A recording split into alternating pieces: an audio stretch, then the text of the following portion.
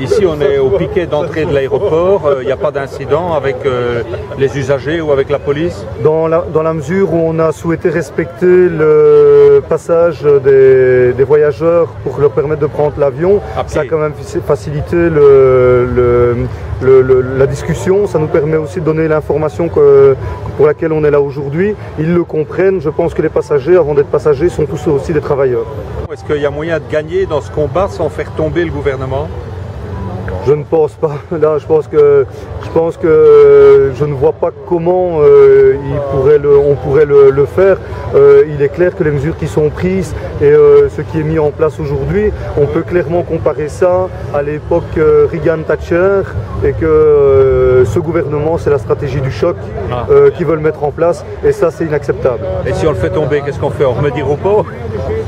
L'objectif, c'est de un, ça sera à l'électeur de choisir bien évidemment ce qu'il voudra.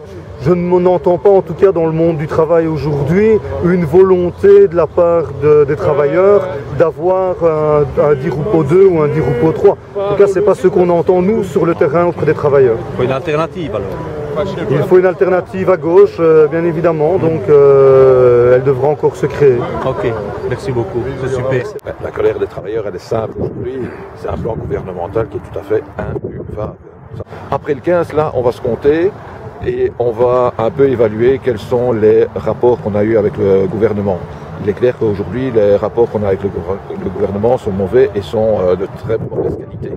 Donc, si le gouvernement, après le 15, ne bouge pas, on continuera au mois de janvier, ça c'est clair.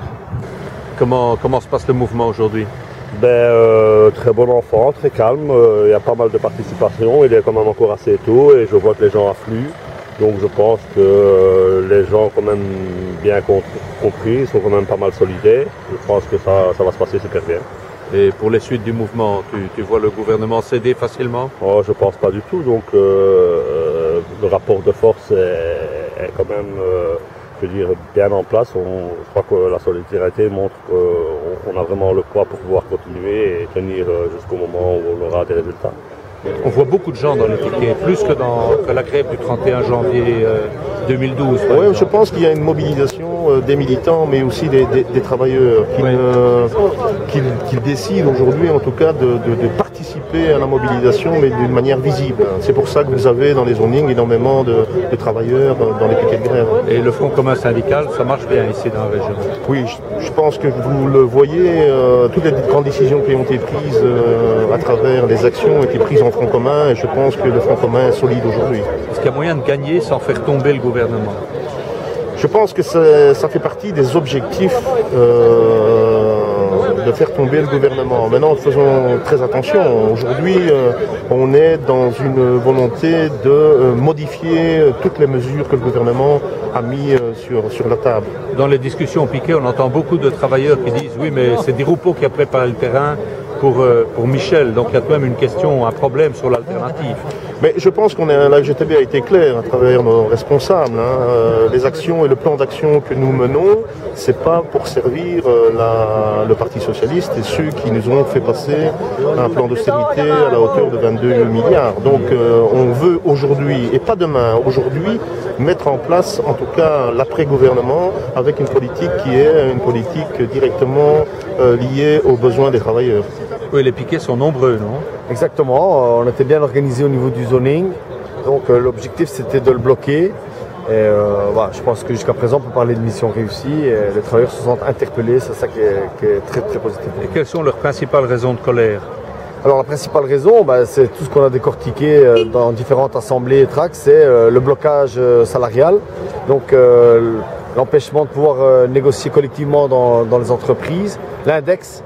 Et alors tout ce qui est au niveau des prépensions et pensions, ça touche beaucoup les gens. Mais on les a aussi interpellés sur les services publics, les soins de santé, tout ça, ils ont été très très pris par tout ça. Mais ce qu'il va falloir, c'est directement remettre un plan si jamais le gouvernement ne change pas de cap ou si ce gouvernement s'installe. Nous, en tout cas, ce qu'on demande à nos structures, c'est de continuer le combat. Est-ce qu'il y a moyen de gagner sans chasser ce gouvernement? Ça, mon avis à moi, je pense pas. Je pense qu'il faut le retirer le plus rapidement possible avant qu'il s'installe réellement, parce que bon, avec la NVA qui a pris tous ses postes clés, il faut être prudent pour la suite du mouvement. Donc l'objectif, à mon avis, c'est Dehors. dehors. Quelles sont les principales raisons de mécontentement des travailleuses et des travailleurs aujourd'hui? Déjà le fait qu'on augmente la pension, hein, donc, pour les travailleurs, donc prépension, on n'est pas sûr de l'avoir, la pension augmentée, après le saut d'index, quand maintenant on peut encore dire que c'est bon enfant, mais je pense qu'après le 15 décembre les choses vont durcir et moi je pense qu'il est temps que les gens prennent conscience que ça va être difficile pour eux, quoi. Pour eux, pour leurs enfants. Pour eux, pour leurs enfants, oui, ça surtout pour leurs enfants. Alors Tony, quelle est ton impression sur cette première partie de la journée de grève? Mais je pense vraiment que c'est un grand succès, hein. J'ai fait un peu le tour de Charleroi, hein, visiblement, il n'y a pas de grands efforts à faire que pour bloquer les entreprises, donc ça veut dire que le message est extrêmement bien passé. Tu t'es déplacé du Brabant Wallon pour faire les piquets aujourd'hui à Charleroi, pourquoi? En fait, je suis venue en support aux camarades. Il est important que nous soyons tous solidaires, surtout un jour de grève, un jour d'action. Je pense que plus on est et plus on est fort, donc il est important que je me déplace. Et pour les femmes, il y a des enjeux particuliers dans la lutte. Dans la lutte, les femmes sont les premières visées par les mesures d'austérité de ce gouvernement de nantis, où les femmes devront travailler plus longtemps, n'auront pas de carrière complète et ne pourront pas avoir donc de pension complète, notamment aussi pour la garde des enfants, les crèches, les soins aux personnes plus âgées. C'est la part des femmes, c'est elles qui sont les premières visées par toutes ces mesures d'austérité. Qu'est-ce qu'on fait après le 15 décembre?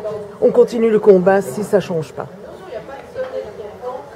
Tous les jours, on apprend de nouvelles mesures. Les gens vont, à mon avis, se réveiller avec une gueule de bois dans quelques mois, si on laisse faire ce gouvernement. Alors aujourd'hui, on a un quartier général commun du Front commun à Charleroi. C'est unique, ça, c'est la première. Oui, c'est la première fois que ça arrive et j'espère que ce n'est pas la dernière et qu'effectivement, on va se rendre compte que la division de Chapelle n'a jamais profité au mouvement ouvrier. Très bien. Après le 15 décembre, qu'est-ce qu'il faut faire?